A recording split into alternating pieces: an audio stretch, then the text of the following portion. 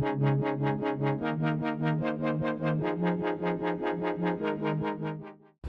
you very much. So, is indeed I'm a person living with a couple of NCDs, type 1 diabetes, and other mental health conditions.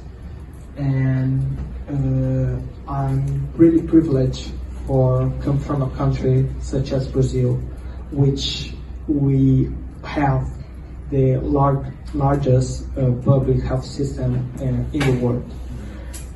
Still, there is some big gaps to be addressed, especially for the marginalized communities and those who have more vulnerabilities, such as communities of people of color and women. Still, being privileged enough of coming from Brazil and coming from a social middle-income family, there's still many barriers that, as a person living with entities that we have to face on our daily life. The first, I think we need to change the mindset of decision makers and governments on stop pointing the fingers for those who already live with conditions. If I had to bet, I would bet like 100% of there's no one living with NCDs that decided that one day they woke up and they would decided to develop or have a certain condition. So for some, or for most of them, they did not have a choice when it comes to accessibility of health, accessibility to education, accessibility to infrastructure to practice physical activity. Not to mention those that are autoimmune conditions such as type 1 diabetes, which is my case. So I think that's the first step moving forward.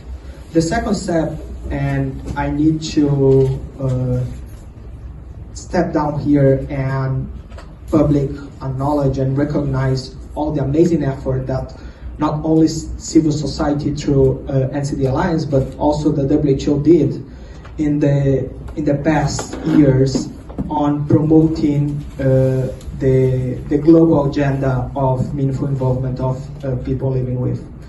I remember a situation back in 2018 in Muscat, Oman, where along the WHO global meeting to accelerate progress on SDG target 3.4, so that was the first time officially that we are talking about both NCDs and mental health at the same event. A couple of colleagues living with NCDs, they have been asked to share the perspective, and meanwhile we had government representatives in the stage. The people living with advocates were speaking from the floor, and since then I see a huge progress that has been achieved through promoting the community engagement and social participation.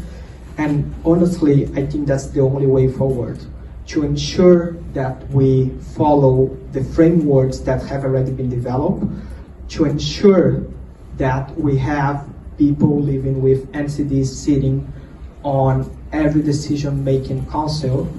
That's the only way we can ensure accountability and ensure that our voice and our needs are taken into consideration.